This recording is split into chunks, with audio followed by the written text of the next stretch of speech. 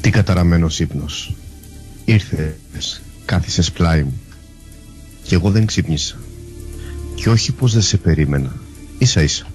Μα ήταν η ώρα που μάζευα τα κοχύλια μου και μια παρασύρθηκα στους μαγικούς βυθούς όταν διέγραψες μια καμπύλη μες στο δωμάτιο και έπειτα προσγειώθηκε στο κρεβάτι μου. Ακριβώς τη στιγμή που ένα μικρό κυματάκι με τράβηξε στην αγκαλιά του. Με απήγαγε, σου λέω, σε ένα ταξίδι βαθύ, όλο και πιο βαθύ. Και είχα τόσα να σου πω αυτή τη βραδιά. Μια βραδιά που φεύγει ολομόναχη και ταξιδεύει στα μυστικά της νοσταλγίας μου. Να σου ψιθυρίσω μια μπαλάντα. Ξέρεις, κάποτε τα τραγούδια έφεραν πλήθος αστέρια στα μάτια μου.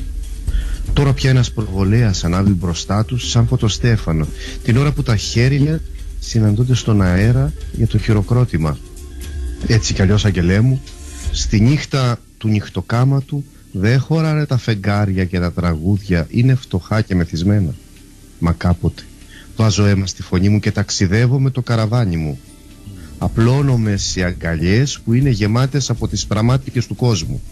Σε αγκαλιές που είναι γεμάτες όνειρα, μαζεμένα από κάθε γωνιά της δίκης. Μα κάποτε γατζώνομαι από τις κουρασμένες νότες και αιωρούμε. Και κάποτε τα σπάω.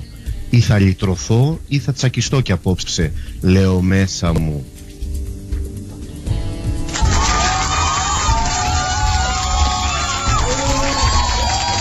Μπράβο, Νιόνιο.